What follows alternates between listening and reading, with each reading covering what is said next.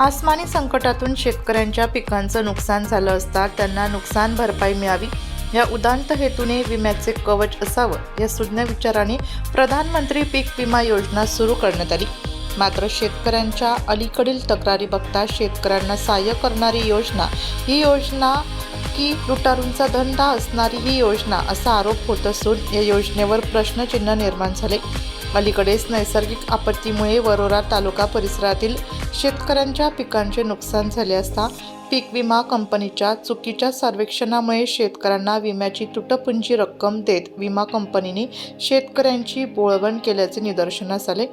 या अनुषंगाने परिसरातील जागृत शेतकरी किशोर डुकरे यांनी सदर बाब प्रशासनाच्या वारंवार निदर्शनास आणून दिली। मात्र साखर झोपेत असलेल्या प्रशासनाने त्यांची कुठलीही दखल या काळात घेतली नाही।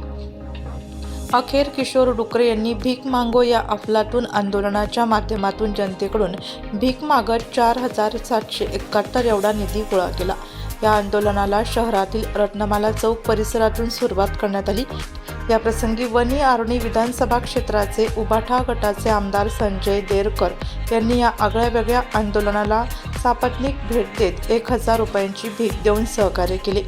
यावेळी सौ दरेकर यांनी घोषणा देत या आंदोलनास आमचा सुद्धा पाठिंबा आहे असे दर्शवले। या प्रसंगी शेतकरी किशोर डुकरे तसेच तालुका कृषी अधिकारी राठोड यांनी अनुक्रमे आपली प्रतिक्रिया देत आम्ही भीक मागो आंदोलनाच्या माध्यमातून 4,471 रुपये एवढी रक्कम गोळा केली असून ही रक्कम कृषी अधिकाऱ्यांना दिली आहे। तसेच 1 महिन्याच्या आत मागण्या पूर्ण न झाल्यास आत्मदहन करण्याचा प्रशासनाला इशारा दिला।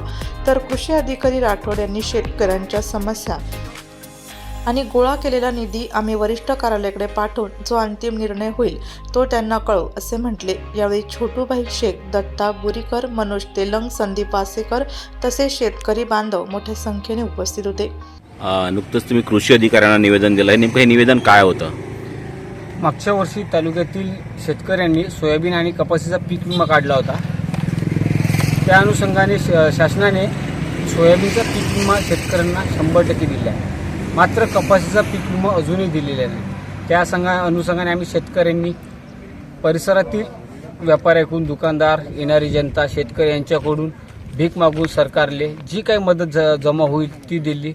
तसेच रब्बी हंगामात शेतकऱ्यांनी चणा, गहू, ज्वारी यांचा पीक विमा काढला होता। त्याच्यावर गारपीट झाली आहे। गारपीट झाली तर महसूल विभागाकडून संबंधित शेतकऱ्यांना हेक्टरी 13,500 रुपये मदत दिली आहे।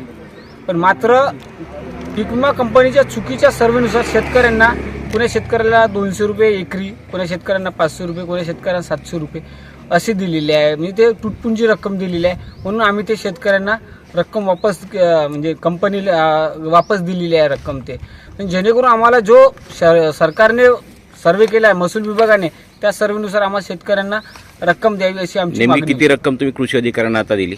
4,471 रुपये। अच्छा, काय वाटतं तुम्हाला या माध्यमातून तुमचा प्रश्न सुटेल असं वाटते?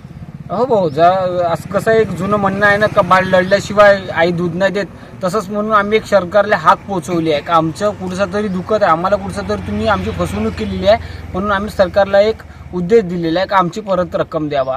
तुम्ही जसे लाडक्या बहिणीला पैसे देते, लाडक्या बहिणीला पैसे दिल्यावर सरकार म्हणतात आमच्याजवळ शेतकऱ्यांसाठी पैसे नाही, म्हणून आम्ही शेतकऱ्यांनी गोळा करून रक्कम सरकारला दिली आहे। त्या रकमेच्या व्याजासकट आम्हाला परत शेतकऱ्यांना देण्यात यावं।